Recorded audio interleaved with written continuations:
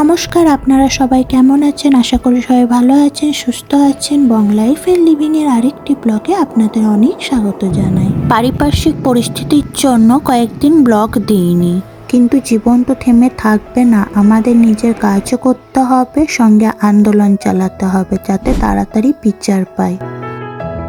এটা যেদিনের ব্লগ সেদিন ছিল বৃহস্পতিবার, আর আমাদের কোরিয়াকে বিদায় জানিয়ে ইন্ডিয়া যাওয়ার পালা। তাই সকালে উঠেই চলে এলাম বাস স্ট্যান্ডে। আমাদের ইনচিয়ন যেতে হবে, আমাদের বাসের টিকিট কাটাই ছিল, এখানে প্রিন্ট নিয়ে নিলাম। এই 18 নম্বরে আমাদের বাস চলে এসেছে। প্রথমেই বড় বড় লাগেজগুলো কেবিনে ঢুকিয়ে দেব।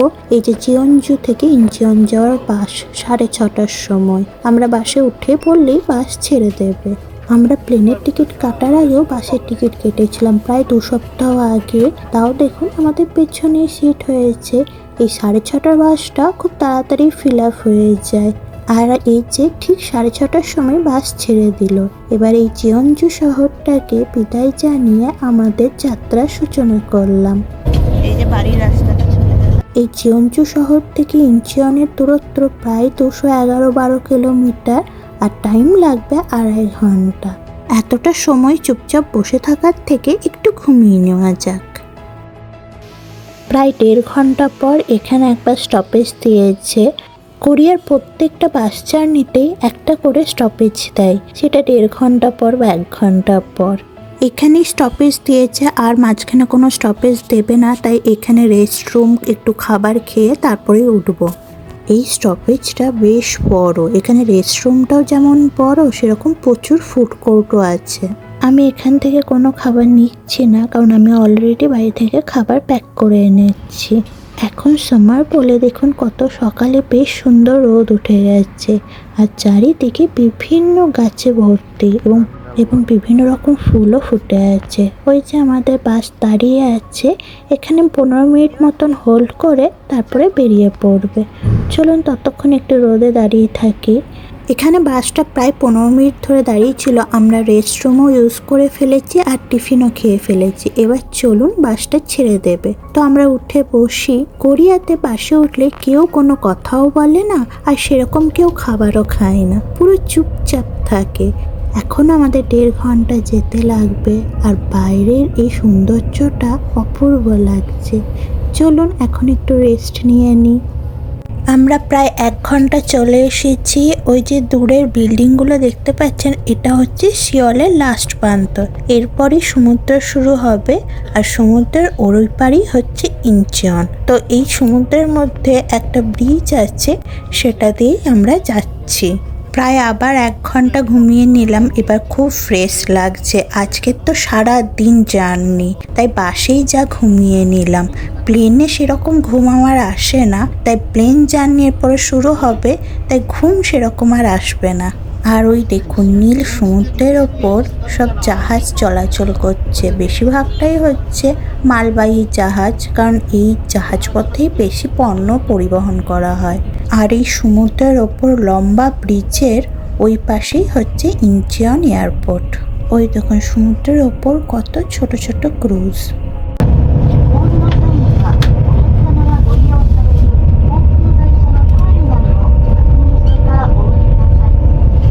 আমরা প্রায় এয়ারপোর্টের কাছাকাছি চলে এসেছি। এখন বাজছে 9:30, আমাদের 12টায় ফ্লাইট। তাই এই 10টা থেকেই আমাদের বোর্ডিং শুরু হয়ে যাবে। এই যে এটা দেখুন ইনচিয়ন এয়ারপোর্টের বাইরেটা। আর আমরা এয়ারপোর্টের কাছে চলে এসেছি, এবার নেমে পড়ব।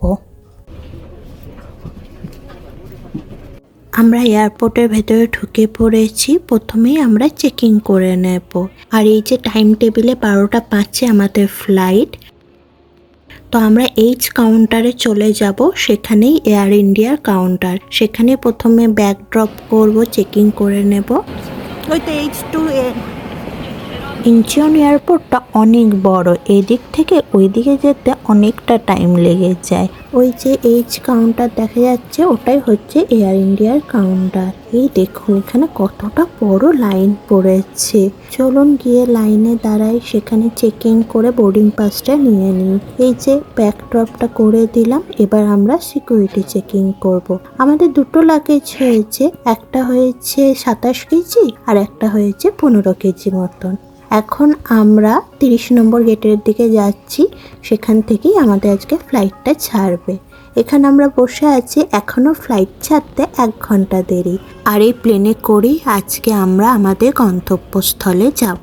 বাঙালিরা যেমন সারা বছর দুর্গাপুজোর জন্য অপেক্ষা করে, সেরকম যারা বাড়ির বাইরে থাকে তারাও এই ছুটিগুলোর জন্যই অপেক্ষা করে। এই সময় এত আনন্দ হয়, কতদিন পর নিজের আপনজনদের দেখতে পাবো, তাদের সাথে সময় কাটাতে পারবো।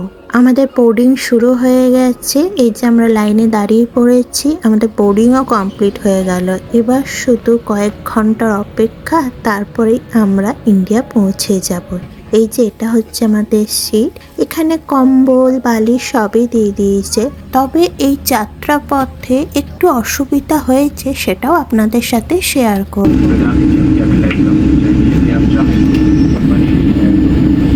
এখন 12:24 বাজছে আর ফ্লাইট এখন ছাড়লো, মানে প্রায় 20 মিনিট লেট। এখন কোরিয়াকে বিদায় জানিয়ে ইন্ডিয়ার বাড়ির উদ্দেশ্যে রওনা দিলাম। আর এই যে আমরা আকাশপথে পাড়ি দিলাম, এই যে স্থলভাগ ছেড়ে এখন জলভাগ পড়েছে। ইনচন আর সিওলের মধ্যে সমুদ্র আছে, তাই এয়ারপোর্টের পাশ থেকেই সমুদ্র শুরু হয়ে যাচ্ছে। কোরিয়ার চারিদিকেই হচ্ছে জলভাগ, সমুদ্র বেষ্টিত, তাই প্রচুর দ্বীপ আছে। আর দূর থেকে এই দৃশ্যটা দেখতে অপূর্ব লাগছে। তাহলে আপাতত কোরিয়াকে বিদায় জানাই, দিয়ে আমরা আমাদের বাড়ির উদ্দেশ্যে রওনা দিই। Bye bye Korea. এয়ার ইন্ডিয়ার কিছু পরিষেবা সেরকম ভালো ছিল না, সত্যি সেটা কাম্য নয়। একটা হচ্ছে পুশব্যাক সিটটা বেন্ডই হচ্ছিল না, আর সামনের যে স্ক্রিনটা আছে সেটা প্লেই হচ্ছিল না, তাতে কিছুই দেখা যাচ্ছিল না। প্রথমে ফ্লাই করার পরে আমাদের ওয়েলকাম ড্রিঙ্ক দিয়ে দিল। এখানে আমি একটু অরেঞ্জ জুস নিয়েছি, জল, আর এই যে স্ন্যাক্স ক্রাঞ্চি কর্ন, এটাই সবসময় দিয়ে থাকে। তার একটু পরেই আমাদের লাঞ্চ দিয়ে দিল। আমরা অ্যাজ ইউজুয়াল ননভেজ আইটেমই প্রেফার করি। এখন আমরা মাঝ আকাশে, তাই শুধু মেঘ আর মেঘ দেখতে পাচ্ছি। আর এয়ার ইন্ডিয়ার খাবার একই রকম থাকে, একটা রাইসের আইটেম, একটা চিকেনের আইটেম, একটা ডাল জাতীয় খাবার, আর এখানে ব্রেড, ইয়োগার্ট, বাটার আর ডেজার্ট থাকে। চলুন খাওয়াটা শুরু করি, খুব খিদে পেয়েছে। সেই বাসে আসার সময় একটু টিফিন করেছি, তারপর এয়ারপোর্টে নেমে কাজ করতে করতে টাইম চলে যায়, তাই আর খাওয়া হয়ে ওঠেনি। দেখুন আজকে ডেজার্টে গোলাপ জামুন দিয়েছে, এটা আমার খুবই ফেভারিট। চলুন খাওয়া দাওয়া হয়ে গেছে, এখন বাইরের আকাশে চেয়ে চেয়ে থাকি, কারণ এখানে তো স্ক্রিনে কিছু চলছেও না, আর মাঝ আকাশে তো মোবাইলটা চালানোও যায় না।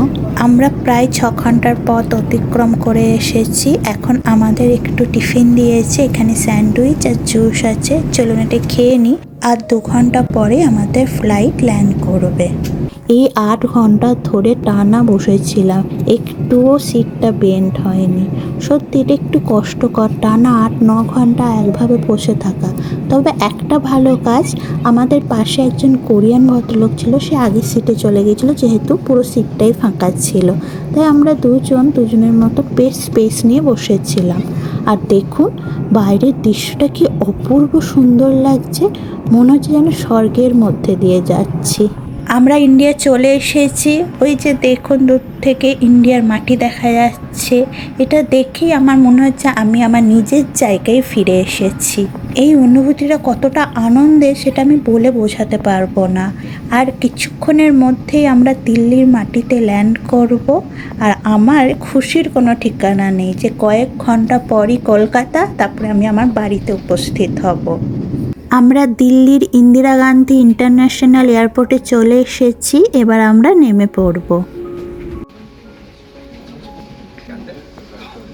প্রথমে আমাদের গিয়ে ইমিগ্রেশনের সব ফর্মালিটিস পূরণ করতে হবে, তারপর আবার লাগেজও কালেক্ট করতে হবে। এই যে লেখা আছে ওয়েলকাম টু ইন্ডিয়া, উফ, এটা দেখেই মনটা ভরে গেল।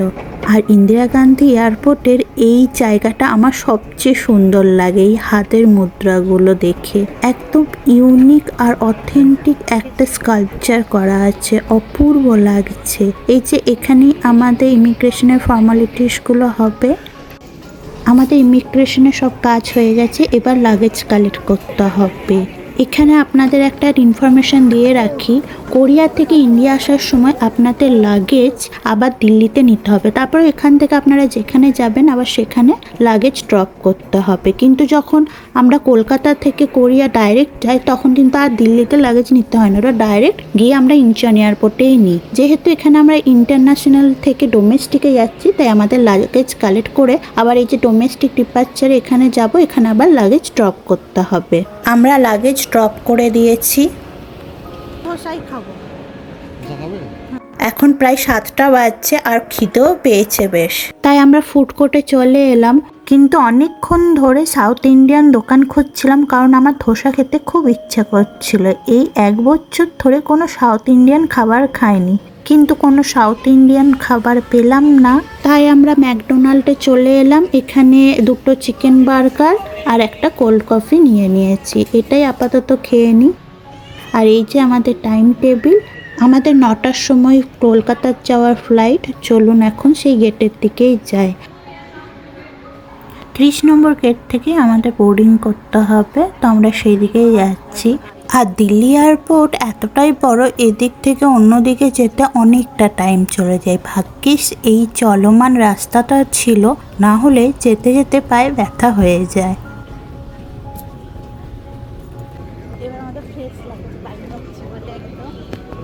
এই যে আমরা 30 নম্বর গেটের কাছে চলে এসেছি, এখানে একটুখানি ওয়েট করব, তারপরে আমাদের বোর্ডিং শুরু হয়ে যাবে।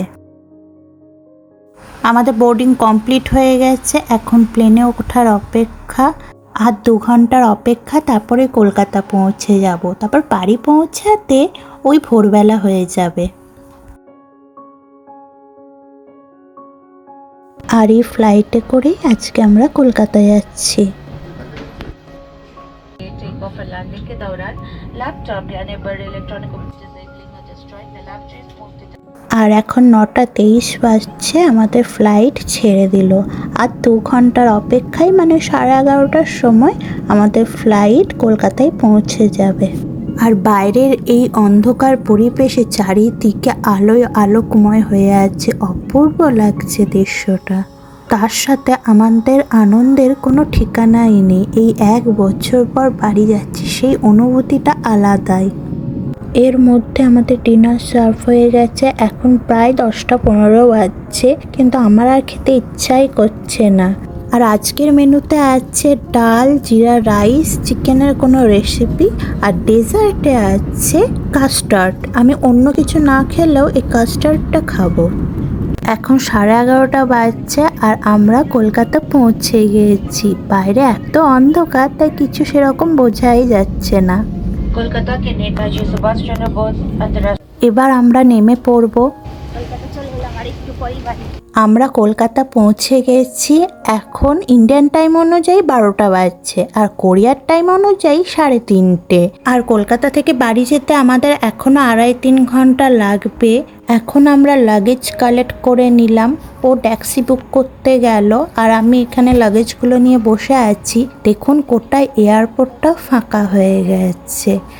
আজকে পুরো 24 ঘন্টা জার্নি হলো, কিন্তু তাও চোখে মুখে অত ক্লান্তি নেই, কারণ বাড়ি যাচ্ছি, তাই মনের মধ্যে একটা আলাদাই খুশি। তাহলে আজকের ভিডিওটা এখানেই শেষ করলাম। ভিডিওটা কেমন লাগলো অবশ্যই জানাবেন, আর ভিডিওটা ভালো লেগে থাকলে লাইক, কমেন্ট, শেয়ার করতে ভুলবেন না। আর অবশ্যই বং লাইফ অ্যান্ড লিভিং চ্যানেলটিকে সাবস্ক্রাইব করে দেবেন। আপনারা সবাই ভালো থাকবেন, সুস্থ থাকবেন, সাবধানে থাকবেন। খামসা হামিদা।